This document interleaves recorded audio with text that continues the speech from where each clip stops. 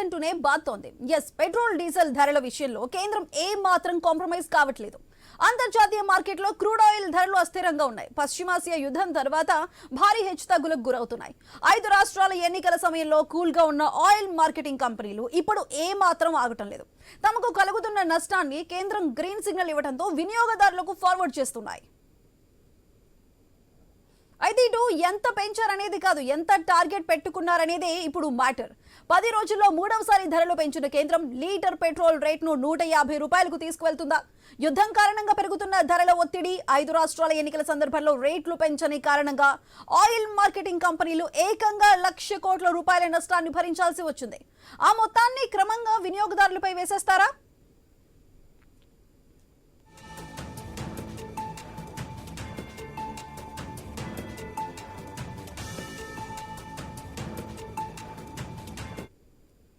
Iran America మధ్య యుద్ధం ముగిసినా ఉద్రిక్తతలు మాత్రం తగ్గలేదు. హార్మోజ్ జలసంధి కేంద్రంగా టెన్షన్ వాతావరణం కంటిన్యూ అవుతోంది. ఆ పరిస్థితులు అలాగే కొనసాగితే బ్రెంట్ క్రూడ్ ధర ఏకంగా $200లకు చేరవచ్చని అంచనా వేస్తున్నారు. అదే జరిగితే మన సంగతి ఏంటి? ఆయిల్ కంపెనీలు ఆ భారాన్ని తమ కస్టమర్లకు బదిలీ చేసేస్తాయా? అప్పుడు రవాణా రంగం కుదేలవటం ఖాయం. అదే జరిగితే నీళ్లు, పాల సరఫరా దగ్గర నుంచి సామాన్యుడి వంటింటి సరుకుల వరకు ప్రతి వస్తువు రేట్లు కట్టలు తెంచుకుంటాయి. సామాన్యుల బతుకే భారం అవుతుంది. ఆ పరిస్థితి దాపురిస్తుందా? కేంద్రం జాగ్రత్తలు తీసుకుంటుందా? ఆయిల్ మార్కెటింగ్ కంపెనీల నష్టాన్ని భరిస్తుందా? రాష్ట్ర ప్రభుత్వాలు వాట్ను తగ్గించుకొని సామాన్యుడికి ఊరటనిస్తారా? ఎవరు ఏమైపోతే మాకేంటి, ఖజానా నిండితే చాలనే ధోరణితో కేంద్ర రాష్ట్ర ప్రభుత్వాలు ముందుకెళ్తాయా అనే అంశాలు ప్రస్తుతం చర్చకొస్తున్నాయి.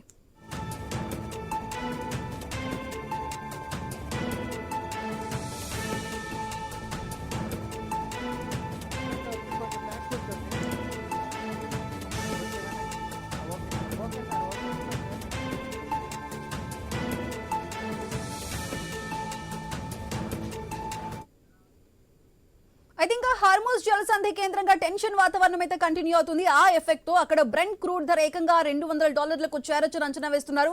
ఒకవేళ అదే కనుక జరిగితే ఇక్కడ మన సిచ్యువేషన్ ఏ విధంగా ఉండబోతుంది? ఎందుకంటే 10 రోజుల గ్యాప్ లోని ఇప్పుడు 3వసారి పెట్రోల్ డీజిల్ రేట్లు పెరిగాయి. మరి ఇప్పుడు నెక్స్ట్ అక్కడ బ్రెంట్ క్రూడ్ ధర పెరిగితే ఇక్కడ సిచ్యువేషన్ ఏ విధంగా ఉండబోతుంది? ఎంతవరకు రేట్లు పెరగవచ్చు? మరి ఈ అంశాలన్నిటికీ సంబంధించిన మరింత విశ్లేషణని మా కొలీగ్ హిమబిందు న్యూస్ రూమ్ నుంచి కంటిన్యూ చేస్తారు. Bindu, over to you.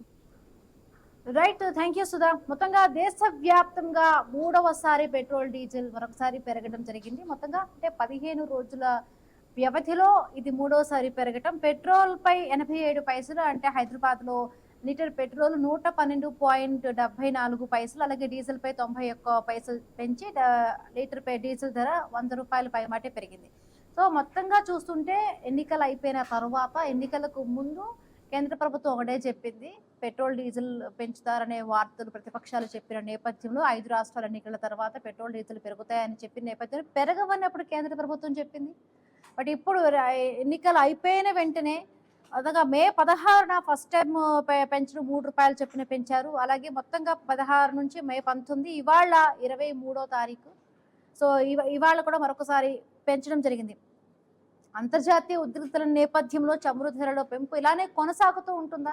సామాన్య మధ్య తరగతి ప్రజలపై కూడా ఎంత భారం పడబోతుంది? ఇప్పటికీ ఇవాళ చూస్తున్నాం, ఈ స్ట్రైట్ ఆఫ్ హర్మోస్ సంబంధించి కూడా ఇంకా క్లియరెన్స్ రాలేదు. ఇవాళ అక్కడ ట్రంప్ అదే ఇరాన్తో చర్చలు జరుపుతారనే నేపథ్యంలో మరొకసారి ఇరాన్ ఎయిర్ బేస్లన్నీ మూసేసిన, ఒకవేళ చర్చలు విఫలం అయితే ట్రంప్ దాడి చేస్తాడేమో అనే ఉద్దేశంతో కూడా అక్కడ IRGC ఇప్పటికే తన గగనతలాన్ని మూసివేసిన సందర్భం ఉంది. సో చూడాలి, చాలా వరకు వార్తలు క్రూడ్ ఆయిల్ సంబంధించి కూడా 200 వరకు కూడా పెరుగుతాయి అంటున్నారు. బట్ ప్రస్తుతం ఉన్న దీన్ని బట్టి కూడా ఒకసారి మనం ఆలోచిద్దాము. అంటే ఏ విధంగా కూడా ఒక్కొక్కసారి పెరుగుతున్నది. 3 సార్ల వ్యవధిలో అటు మే 16న ప్రారంభమైంది ఈ పెంపు మోతకు సంబంధించి కూడా. మొత్తంగా మే 16 నుంచి ఆ తర్వాత మే 19, అలా 23, అలా దశల వారీగా కూడా పెంచుకుంటూ ఉంది. ఇప్పటికే కేంద్ర ప్రభుత్వం ఏం చెప్తుంది, ఆయిల్ కంపెనీలను కూడా నష్టాలు భరిస్తే రోజుకి 1400 నష్టాన్ని కూడా నష్టపోతున్నారంటూ కూడా అటు కేంద్ర ప్రభుత్వం అటు ఆయిల్ కంపెనీలు చెప్తుంది. బట్ ఆయిల్ కంపెనీలు చెప్పిన దాన్ని బట్టి కూడా ఒక్కొక్కటి కూడా ప్రజల పైన ఈ భారం పడుతున్న పరిస్థితి. రైట్, మొత్తంగా చూస్తున్నాము అంతర్జాతీయంగా కూడా ముడి చమురు ధరలు ఇలా పెరుగుతూనే ఉన్నాయి. భారత్ లో ముడి చమురు ధరలు మొత్తంగా అవసరాల కోసం ఇప్పటికే భారతదేశం 85% వరకు కూడా అటు భారతదేశం దిగుమతులపైనే ఆధారపడుతోంది. ఏ చిన్న మార్పు వచ్చినా కూడా అది ఎఫెక్ట్ అంతా కూడా సామాన్య మధ్యతరగతి ప్రజల మీదే పడుతుంది. వరుసగా కూడా అన్ని రంగాలపైన కూడా ఈ ప్రభావం పడుతున్న పరిస్థితి. సామాన్య మధ్యతరగతి ప్రజలపై ఎఫెక్ట్ ఎన్ని రోజులు ఉంటుంది? సో ఇంకొకటి, కేంద్ర రాష్ట్ర ప్రభుత్వాలు దీనికి సంబంధించి కూడా ఎందుకు చాలా వరకు కూడా అన్ని రాష్ట్రాల్లో కూడా కేంద్ర ప్రభుత్వమే ఉంది. ఇప్పుడు క్రూడ్ ఆయిల్ ధరలను పెంచితే ఎందుకు సామాన్య మధ్యతరగతి ప్రజలపైన కూడా ఈ భారం పడాలా? కేంద్ర రాష్ట్ర ప్రభుత్వాలు కానీ రాష్ట్ర ప్రభుత్వాలు కానీ ఎందుకు ఈ వ్యాట్ ని టాక్సెస్ కూడా తగ్గించకూడదు?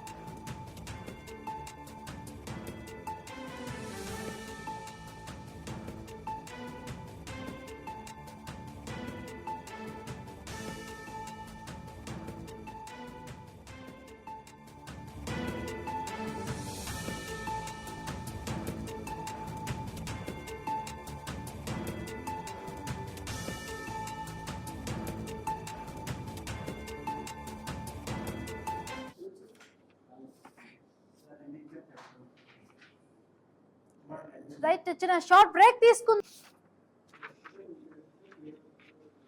రైట్, దేశవ్యాప్తంగా కూడా మరొకసారి పెట్రోల్ డీజిల్ ధరలు పెరిగాయి. 5 రాష్ట్రాల ఎన్నికల తర్వాత ఆ పెట్రోల్ ధరల పెంపు ఉండదంటూ కూడా అటు కేంద్ర ప్రభుత్వం చెప్పింది. మరి ప్రతిపక్షాలు అప్పుడే చెప్పాయి డెఫినెట్ గా కూడా 5 రాష్ట్రాల ఎన్నికల తర్వాత కూడా ఈ పెట్రోల్ సంబంధించి కూడా డీజిల్ సంబంధించి కూడా ఈ పెరుగుతాయి అంటూ కూడా చెప్పారు. బట్ ఎన్నికల వరకు కూడా ఈ ధరలను ఆపి ఫలితాల తర్వాత పెంచడం ఇంకా ఎన్నిసార్లు పెంచుతారు, ఎన్ని దఫాలుగా కూడా పెంచుతారు, ఇంకా ఎంత పెంచుతారు అనే ఆందోళన కూడా చాలా వరకు ప్రజల్లో వ్యక్తమవుతోంది. సామాన్య మధ్యతరగతి ప్రజలపై కూడా ఈ భారం పడుతోంది.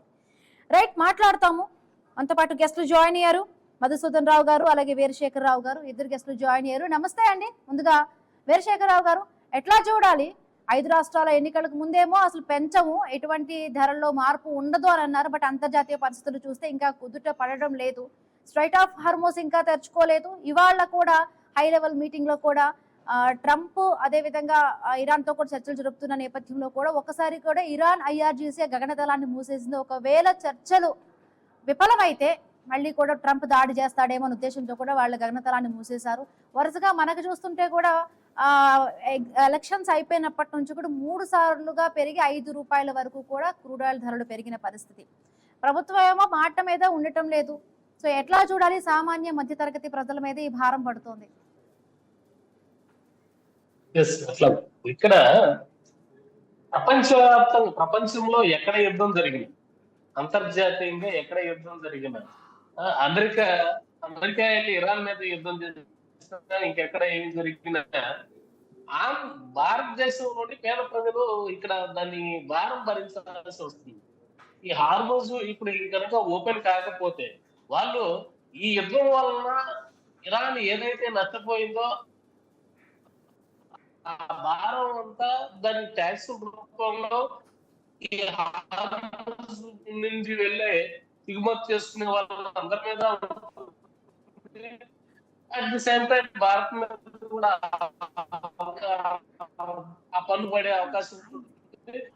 దాని మీద అది ఆ భారం మోయాల్సింది ప్రజలే ఖచ్చితంగా. ఇక్కడ ధర పెరిగితే ప్రజలే భరించాలి అనే నినాదం కాకుండా దేశానికి స్పష్టమైన ఇంధన భద్రత అనేది అవసరం అనేది ఇప్పుడు కాదు, ఇది స్పష్టంగా ప్రభావితం చేస్తుంది. ఇది కుదిపడాల్సి వస్తుంది, మనం భయపడాల్సి వస్తుంది. మన దేశానికి ఏమి సంబంధం లేదు, మనం యుద్ధంలో పాల్గొనలేదు, మనం యుద్ధాన్ని ఎంకరేజ్ చేయలేదు. కానీ ఇక్కడ ఉన్న సామాన్య ప్రజలు, పేద ప్రజలు భయపడాల్సిన పరిస్థితి ఎందుకు వస్తుంది? కాబట్టి భారత పూర్తిగా ఆయిల్ దిగుమతుల మీద ఆధారపడకుండా ఎథనాయిల్, బయోఫ్యూయల్, ఎలక్ట్రిక్ వాహనాలు వీటి మీద ఆధారపడితే ఖచ్చితంగా దీని యొక్క అంత భారం పూర్తిగా ప్రజల మీద పడే అవకాశం ఉండదు. అట్ ది సేమ్ టైం ఇక్కడ ప్రధానమంత్రి గారు కొంత సేవ్ చేయమన్నారు. ఆ సేవ్ ఎలా చేయాలి అంటే ప్రభుత్వాలు కరెక్ట్ అయిన ప్రజా రవాణాన్ని మెరుగుపరిచిన పరిస్థితులు ఉంటాయి. ప్రజా రవాణాకి మెట్రో సర్వీసులు కానివ్వండి, ఎలక్ట్రికల్ బస్సులు కానివ్వండి, తక్కువ ఖర్చుతో పబ్లిక్ ట్రాన్స్పోర్ట్ కనుక ప్రజలకు అందుబాటులో ఉంటే ఖచ్చితంగా ఆయిల్ సేవ్ చేస్తారు. ఎవరు సొంత వాహనాలు, ఇండివిజువల్ వాహనాలు తీసి వెళ్లే పరిస్థితులు, వీటి మీద దృష్టి పెట్టి ప్రభుత్వం ఖచ్చితంగా ప్రజలకు అందించాల్సిన రవాణా సదుపాయాలు ఇక్కడ దక్షిణ భారతదేశంలో వచ్చేసరికి ఒక ఆ, ఈ- ఒక పాలసీ వచ్చింది. వీళ్ళంతా ఏంటి కర్ణాటక చూసి తెలంగాణ, తెలంగాణ చూసి ఆంధ్రప్రదేశ్ ఫ్రీ బస్సులు. అసలే ఆ ఆయిల్ ధరలు, క్రూడాయిలు దొరకని పరిస్థితుల్లో ఫ్రీగా బస్సులు నడపమని ఈ వీళ్ళు ప్రభుత్వం ఆ భారం కూడా ప్రజలందరి మీద పడుతోంది. కాబట్టి ఇట్లాంటి ఒకళ్ళు చూసి ఒకళ్ళు నేర్చుకునే పనులు కాకుండా ఖచ్చితంగా ప్రజలకు ఏదైతే ఉపయోగపడుతుందో అలాంటి సబ్సిడీలు ఇవ్వాలి. ఉచిత బస్సులు ఇట్లాంటివి తీసేసి రవాణాను మెరుగుపరచండి. రవాణాను మెరుగుపరిస్తే ఆ రాష్ట్రంలో, ఆ దేశంలో ప్రజలంతా ఆ రవాణాను ఉపయోగించుకుంటారు. తద్వారా తద్వారా ఓన్ సొంత వెహికల్ వాడటం తగ్గుతుంది. ఆయిల్ దిగుమతి చేసుకునే ఖర్చు కూడా తగ్గుతుంది. అట్లాగే ప్రభుత్వం, కేంద్ర ప్రభుత్వం కూడా జిఎస్టి పరిధిలోకి ఈ ఆయిల్ తీసుకుని వస్తే రాష్ట్రాల మధ్య వ్యత్యాసం అనేది తగ్గుతుంది. ఆ రాష్ట్రంలో తక్కువ అంటే రేటు, ఈ మీరు రాష్ట్రంలో మీరు ఎక్కువ మీరు రేటు. అంటున్నట్టు రాజకీయ నాయకులందరూ కూడా వాళ్ళు మేనిఫెస్టోలో పెడతారు, ఉచిత హామీ పథకాలు ప్రకారంగా కూడా వాళ్ళు పెడతారు. ఈ చూసాం ఈ ఫ్రీ బస్సు గురించి. ఒకటే కాదు, కర్ణాటక అటు చూసి తమిళనాడు, అంటే ఒక్కొక్క స్టేట్ ని చూసి ఒక్కొక్కరు పెంచుతుంది. బట్ ఇచ్చిన దాన్ని మళ్ళీ వెనక్కి తీసుకునే సిచ్యువేషన్ ఎక్కడా కూడా ఉండదు. నిజంగా కూడా రాజకీయ నాయకులు వీళ్ళందరికీ ఫ్రీల కన్నా కూడా అటు వైద్యానికి సంబంధించి కానీ, మంచి ఎడ్యుకేషన్ సంబంధించి కానీ ఇవి కరెక్ట్గా పరిపూర్ణంగా చేస్తే అసలు ఫ్రీ ఇవ్వాల్సిన, మిగతా విషయాల్లో ఫ్రీ ఇవ్వాల్సిన అవసరం లేదు. మనిషికి కావాల్సింది మంచి చదువు, అదేవిధంగా వైద్యం. ఈ రెండు కరెక్ట్గా గవర్నమెంట్ నుంచి కరెక్ట్గా వస్తే ఇంకేమి ఇవ్వాల్సిన పని లేదు. బట్ అది అంతా కూడా ఇప్పుడు ఉన్న దాన్ని బట్టి కాదు, బట్ రాష్ట్రాలకు సంబంధించి కూడా, అటు కేంద్ర ప్రభుత్వానికి సంబంధించి కూడా ట్యాక్స్ డ్యూటీలు ఏవైతే ఉన్నాయో, రాష్ట్ర ప్రభుత్వాలకు సంబంధించి కూడా ఈ వ్యాట్ ఏదైతే ఉందో అవి కొంత సరి చేసుకొని, అవి తగ్గించుకొని ఇంక రాష్ట్ర ప్రజలపైన ఈ భారం పడకుండా కూడా అటు కేంద్ర ప్రభుత్వం కానీ, అటు రాష్ట్ర ప్రభుత్వాలు కానీ ముందుకు వచ్చి సమన్వయం చేసుకుని అవి తగ్గిస్తే కొంతలో కొంత అయినా కూడా ఈ సామాన్య ప్రజలకి కొంత భారం పడకుండా ఉంటుంది. కరెక్ట్. మీరు అందరూ 100% కరెక్ట్. ప్రభుత్వాలు విద్య, వైద్యం, ప్రజలకు ఉపాధి ఈ గనుక కరెక్ట్ గా కల్పించినట్లయితే వేటి మీద ఆధారపడాల్సింది. ఇచ్చిన హామీల్ని వెనక్కి తీసుకోవడం తప్పేం కాదు. ఉన్న పరిస్థితుల దృష్ట్యా అదంతా ప్రజల మీద పడుతుంది. వాళ్ళ జేబులో డబ్బులు ఇవ్వట్లేదు ఏ రాజకీయ నాయకులు. కానీ మీరు చెప్పినట్టు ఆ పార్టీలకి, ఎక్కడైతే ఆ ప్రభుత్వాలకు, నడుపుతున్న ప్రభుత్వాలకు అంత ధైర్యం లేదు. ప్రజల్ని ఇవి ఇచ్చిన హామీలు కనుక వెనక్కి తీసుకుంటే, ఈ కనుక కల్పించకపోతే అది నష్టమని ప్రజలందరికీ తెలుసు. దీనివల్ల ప్రజలందరికీ నష్టం అని ప్రజలందరికీ తెలుసు. కానీ వీళ్ళకి ప్రయత్నం చాలక ఆ భారాన్ని ప్రజల మీద వేయటం అనేది ఎంతవరకు సమంజసం అని రాజకీయ పార్టీలన్నింటినీ, ఇక్కడ ఏ అయితే ఉచితంగా ఫ్రీ బస్ నడుపుతున్నారో ఆ 3 రాష్ట్రాల్లో ఉన్న రాజకీయ పార్టీలని, ప్రభుత్వాలని నిలదీయాల్సిన పరిస్థితి. ప్రజలందరూ రేపు దీని వల్ల వీళ్ళకేమైనా ఓట్లు వేస్తారనుకుంటే పొరపాటు 100%. వీళ్ళు కరెక్ట్ పనులు చేశారని చెప్పి రేపు వీళ్ళే వీళ్ళని నిందించి వీళ్ళకి ఓట్లు వచ్చే అవకాశం కూడా ఉండదు అని చెప్పి అనేది వాళ్ళు తెలుసుకోవాల్సిన అవసరం. ఇప్పుడు పూర్తిగా ఇలాంటి పరిస్థితుల్లో, ఇలాంటి క్లిష్ట సమయంలో కూడా ఫ్రీ బస్సులు నడపడం మూర్ఖత్వం అవుతుంది ఆ ప్రభుత్వాలు. దీనివల్ల ప్రజలు ఆర్థికంగా నష్టపోతున్న సామాన్య ప్రజలు ఎంతమంది ఉపయోగించుకుంటున్నారు, ఎంతమందికి నష్టం వస్తుంది, ఇలాంటివి చూసుకొని ఖచ్చితమైన నిర్ణయం ఎవరైతే తీసుకుంటారో వాళ్ళు ప్రజలు హర్షిస్తారు దీన్ని. కాబట్టి రవాణా మెరుగుపరచాలంటే ఫ్రీ బస్సులు తగ్గించాలి. ఫ్రీ సర్వీస్ అనేది తగ్గిస్తే వాళ్ళు రవాణా మెరుగుపరిచే అవకాశం ఉంటుంది. మీరు ఫ్రీ బస్సులు పెట్టుకొని ఇంకా రవాణా మెరుగుపరచాలి, మారుమూలకి అందరికీ కల్పించాలి అంటే కల్పించే పరిస్థితి ఉండదు. అట్లాగే ఈ ప్రజా రవాణా, మెట్రో బస్సులు, ఎలక్ట్రికల్ ఇలాంటి వాటికి కూడా కొన్ని పబ్లిక్ సేవ్ చేయమంటే సేవ్ ఎలా చేస్తారు? సేవ్ చేసే దానికి ఒక ఆధారం కావాలి కదా వాళ్ళకి. ఎస్ మధుసూదన్ రావు గారు, ఇంకొకటి అంటే అంతర్జాతీయ మార్కెట్ ప్రభావం ఒకటే అనుకోవాలా? ఇంకొకటి రాష్ట్రాలు విధించే వ్యాట్ సంబంధించి కూడా ఎంతవరకు కూడా అవి తగ్గించుకుంటూ ప్రజలపై కూడా భారం పడకుండా చూడాలి. ఇంకొకటి ఏంటంటే ఎలక్ట్రికల్ వాహనాలకు సంబంధించి కూడా ఆ పెంపును పెంచడానికి ఈ విధంగా కూడా ఈ ట్యాక్సెస్ అన్ని కూడా వేస్తున్నారు. ఎలక్ట్రికల్ వాహనాల వైపు మళ్లించడానికి ఇవన్నీ వేస్తున్నారంటూ కూడా ఒక విమర్శ అయితే వస్తుంది. విమర్శలు అనేవి కామన్. మన దేశంలో బాగా డెమోక్రసీ బాగుంది, విమర్శలు ఎవరైనా చేయొచ్చు. కానీ ఈ ఈ దేశానికి ఏది ఉపయోగకరమైంది, ఈ దేశంలో ఏ విధంగా అభివృద్ధి చెందుతాయి అనే దాని విషయాన్ని చూస్తే మనము ఈ రైల్వే ఒకటి మనం ఎగ్జాంపుల్ తీసుకోవాలి. ముందు మనం డీజిల్ ఆధారంగా కోల్ ఉండే, కోల్ తర్వాత డీజిల్ కి వచ్చింది. ఈ డీజిల్ అంతా కూడా మనకు బయట దేశాల నుంచి వస్తున్న సందర్భంలో మన విదేశీ మారక ద్రవ్యం విలువలతోటి దాంతో క్రూడ్ ఆయిల్ కొనాల్సిన పరిస్థితి ఉండే. కానీ ఇవాళ మనం ఏం చేసినాం, డీజిల్ ఆపేసినాం, మొత్తం ఎలక్ట్రికల్ లైన్ చేసేసినాం దేశం అంతా కూడా. ఇప్పుడు డీజిల్ అనేది కంప్లీట్ గా లేకుండా చేసి ఇప్పుడు కేవలం ఎలక్ట్రికల్ లైన్స్ తోటే ఎక్కడ పోయినా కూడా మనకి ఇవాళ ఎలక్ట్రికల్ లైన్స్ వస్తున్నాయి. తద్వారా మనం ఇవాళ క్రూడ్ ఆయిల్ మీద కొంత భారం తగ్గించగలిగినాం. అట్లనే ఇవాళ ఈ ఈ దేశంలో ఉన్నటువంటి ప్రజలందరూ కూడా ఎలక్ట్రికల్ వాహనాల వైపు వెళ్ళినట్టయితే, ఈ సోలార్ సిస్టమ్ కి అలవాటు పడ్డట్టయితే ఫ్రీగా వచ్చే కరెంట్ కూడా ఉంది కదా మనకి. కాబట్టి ఈ జనరేటర్స్ కావచ్చు, ఈ పంపు సెట్లు, నరేంద్ర మోడీ కూడా మన హైదరాబాద్ సభలో అదే చెప్పారు, పంపు సెట్లకు డీజిల్ తోటి వాడకుండా సోలార్ పంప్ సెట్లు పెట్టుకోండి, డే అంతా మీకు ఫ్రీ కరెంట్ వస్తుంది, వాటర్ ప్రొడ్యూస్ వాటర్ వస్తుంది మీకు. కాబట్టి సోలార్ పంప్ సెట్లు పెట్టుకోండి, ఈవీ వైపు వెళ్ళిపోండి. ఇట్లా చాలా అంశాలు. ఇప్పుడు ఎల్పిజికి సంబంధించిన అంశంలో కూడా ఎల్పిజి కూడా రావడం లేదు, మన కుకింగ్ గ్యాస్ రావడం లేదు. కాబట్టి దానికి సంబంధించి కూడా ఎలక్ట్రికల్ స్టవ్స్ కూడా తీసుకోవాలని చెప్పి కూడా సలహా ఇవ్వడం అనేది జరిగింది. కాబట్టి ఈ దేశంలో ఉత్పత్తి అయినటువంటి ఉత్పాదకత ఎక్కడి నుంచి వస్తుందో దాని నుంచి మనము ఈ జనరేట్ చేసుకోవాలి, శక్తిని జనరేట్ చేసుకొని మనం ముందుకు పోయినట్టయితే మన ఆర్థిక మాంద్యం నుంచి బయటపడతాం. ఈ క్రూడ్ ఆయిల్ మనం ఏదైతే బయట నుంచి విపరీతంగా తీసుకొస్తున్నామో విచ్చలవిడిగా, ఈ యొక్క మన విదేశీ మారక ద్రవ్య నిల్వలు మనం తగ్గిపోతున్నాయి. కారణం ఏంటంటే మనకు మన బయట దేశాల నుంచి వచ్చేటువంటి డాలర్స్ ఏవైతున్నాయో డాలర్ కు రూపీకి మధ్య చాలా గ్యాప్ వచ్చింది. ఇవాళ దాదాపు 96 రూపాయల తేడా వచ్చింది. 100 రూపాయల వరకు కూడా పోవచ్చు అనేటువంటి అంచనా కూడా ఈ ఆర్థిక నిపుణులు చెప్తా ఉన్నారు. ఇవాళ డాలర్ విపరీతంగా దాని డిమాండ్ పెరిగినటువంటి సందర్భంలో మన రూపాయి పతనం అయిపోయింది. ఈ పతనమైన సందర్భంలో క్రూడ్ ఆయిల్ ధరలు విపరీతంగా పెరగడంతో కూడా మన ఫారెన్ ఎక్స్చేంజ్ కూడా కంప్లీట్ గా తగ్గుతా ఉన్నాయి. దాదాపుగా 12-13% ఇప్పటికే తగ్గిపోయింది. అవి ఇంకా తగ్గితే చాలా ప్రమాదకరమైనటువంటి స్థితికి పోతాం.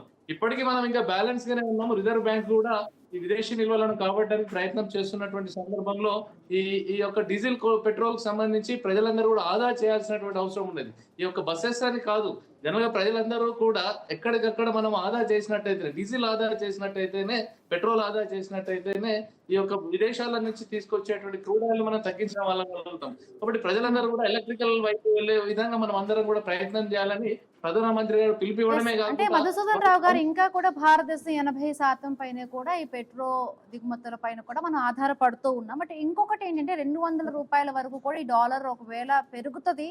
అందుకే దపదపాలుగా కూడా 3 సార్లు కూడా 5 రూపాయల వరకు పెరిగిన పరిస్థితి, 150 వరకు కూడా పెరుగుతుంది, ఇంకొక 30 to 40 రూపీస్ కూడా పెంచుతారు అనేది కూడా ఒక వార్త అయితే వస్తుంది. ఎందుకంటే గతంలో కూడా పెట్రోల్ పెంచరు అన్నారు, బట్ ఒక్కసారి కూడా ఎలక్షన్స్ అయిపోయి కొద్దిగా మనుషుల్ని అలవాటు చేసే విధంగా కూడా పెంచుతున్నారు. ఇప్పుడు కూడా అంటే 200 వరకు కూడా క్రూడ్ ఆయిల్ ధర పెరుగుతుంది. అంటే పెరిగితే ఒకవేళ 150 రూపాయల వరకు పెట్రోల్ ధర వచ్చే ఛాన్స్ ఉందా? ఇంకా ఒకవేళ కేంద్రం సంబంధించి కూడా ఎక్సైజ్ డ్యూటీ కానీ, రాష్ట్ర ప్రభుత్వాలు ఈ వ్యాట్ కానీ ఇవన్నీ తగ్గించి అంటే సామాన్య మధ్యతరగతి ప్రజలపై భారం పడకుండా కూడా ఎంత చెయ్యొచ్చు? నిజంగానే కూడా ఏవైతే కూడా వార్తలు వస్తున్నాయో ఆ పెరిగే ఛాన్స్ ఉందంటారా? పెరిగే ఛాన్సెస్ కనబడుతున్నాయి, కానీ 150-200 రూపాయల వరకు పోయేటువంటి అవకాశం లేదు.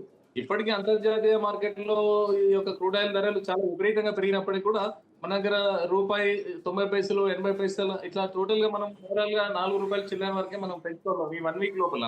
కానీ వేరే దేశాలతో పోలిస్తే చాలా పెద్ద ఎత్తున కూడా అక్కడ రేట్లు పెరిగినాయి. మనం ఇంకా బ్యాలెన్స్ చేసుకుంటాం. అంటే కంపెనీలు నష్టపోయినప్పటికీ కూడా ఆ ఆర్థిక భారాన్ని ప్రజల మీద ఇవాళ ప్రభుత్వము వేస్తలేదు.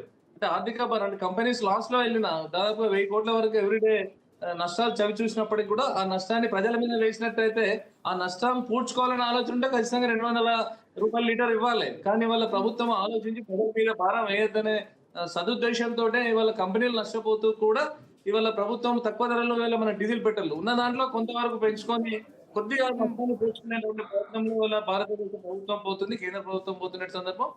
తద్వారా ఇవాళ ఆయా రాష్ట్రాల్లో ఉన్నటువంటి ఈ యొక్క వ్యాట్ ఏదైతే ఉన్నదో, వ్యాట్ పేరు మీద 10-11 రూపాయలు అట్లా అన్ని రాష్ట్రాల్లో చేస్తున్నారు. కొన్ని రాష్ట్రాల్లో తక్కువ, కొన్ని రాష్ట్రాలు ఎక్కువ చేస్తా ఉన్నారు. ఇవాళ మన తెలంగాణ చూసినట్టయితే డీజిల్ మీద, పెట్రోల్ మీద ఒక 10 రూపాయలు అడిషనల్ గా కేవలం రాష్ట్ర ప్రభుత్వం తీసుకుంటుంది.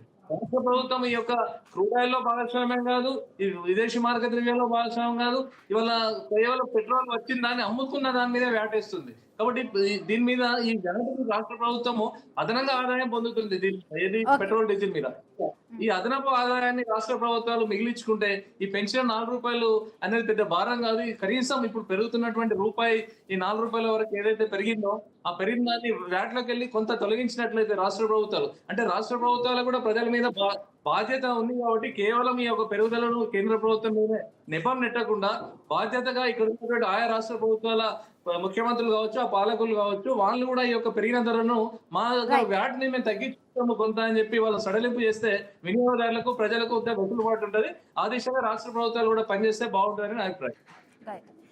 వీరశేఖరరావు గారు, అంటే సామాన్యుడి బడ్జెట్ పై కూడా ఇప్పుడు ఇంధన ధరల పెంపు అనేది కూడా ఎంత ప్రభావం చూపుతుంది? ఇప్పటికే మనం చూస్తున్నాం వరుసగా పెరుగుతున్న ఇంధన ధరల వల్ల చాలా ట్రాన్స్పోర్టేషన్ ఖర్చులు కానీ, కూరగాయల ఖర్చులు కానీ, మనిషి బ్రతకడానికి, సామాన్య ప్రజలు బ్రతకడానికి వాళ్ళందరికీ కూడా ఎక్స్ట్రా భారం ఇదంతా కూడా.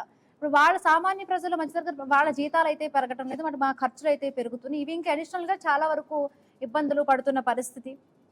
బట్ మొన్న రాహుల్ గాంధీ కూడా చెప్పారు ఆర్థిక తుఫాను రాబోతోంది అంటే. ప్రధాని మోదీ చెప్పిన తర్వాత కూడా ఏవైతే కూడా పొదుపు సూత్రాలను పాటించమని చెప్పారో, పెట్రోల్ ప్రైవేటు వెహికల్స్ తగ్గించుకొని గవర్నమెంట్ ట్రాన్స్పోర్టేషన్ చేయాలి, గోల్డ్ 1 ఇయర్ పాటు కూడా కొనుక్కోకూడదు, వర్క్ ఫ్రమ్ హోమ్, ఇవన్నీ చెప్పిన సూత్రాల్లో భాగంగా కూడా ప్రతిపక్ష నేత రాహుల్ గాంధీ ఆర్థిక తుఫాను రాబోతుంది, ఇప్పుడు దానికి అనుగుణంగానే వరుస మీద ఈ పెట్రోల్ వడ్డనలన్నీ కూడా చూస్తుంటుంటే సామాన్య మధ్యతరగతి ప్రజల మానసిక పరిస్థితి ఏ విధంగా ఉంటుంది? వాళ్ళు ఎంత ఇంపాక్ట్ అయ్యి ఉంటుంది? ఇప్పటికే వాళ్ళు ఇబ్బందులు పడుతున్న పరిస్థితి.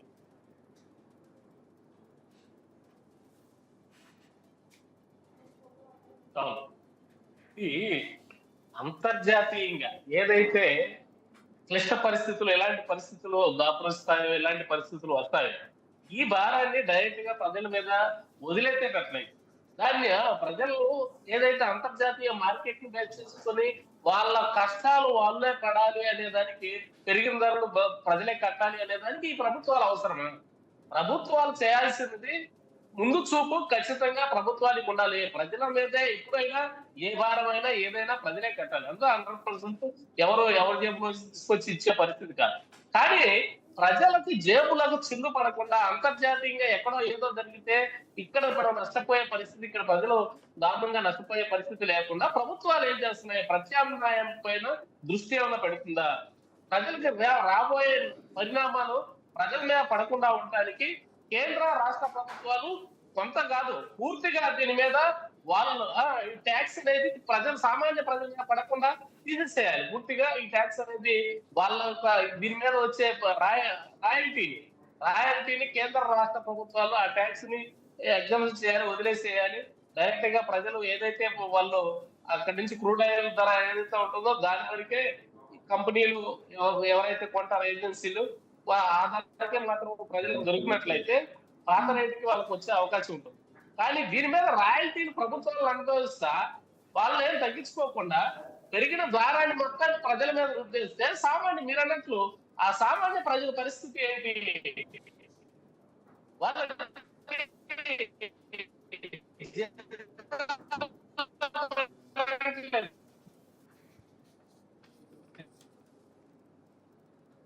Right, thank you so much అండి మధుసూదన్ రావు గారు, అదే విధంగా వీరశేఖర్ రావు గారు డ్రైవ్ లో పాల్గొన్నందుకు. సో చూడాలి కేంద్ర ప్రభుత్వం ఇంకా సామాన్య మధ్యతరగతి ప్రజలను దృష్టిలో పెట్టుకొని ఇంకొకసారి కూడా ఈ భారం పెంచకుండా ఉంటుందా, లేకపోతే ఇప్పటికే ఆయిల్ కంపెనీలు రోజుకు 1000 నుండి 1400 కోట్ల వరకు నష్టపోతున్న పరిస్థితి కాబట్టి అటు బ్యాలెన్సింగ్ గా కూడా ఏవైనా చేస్తుందా?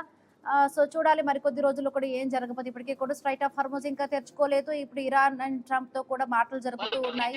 ఒక కొలిక్కి వస్తే కొంత ఉపశమనం దొరికే ఛాన్స్ ఉంది. సో ఇదే వాటి question hour keep watching I news.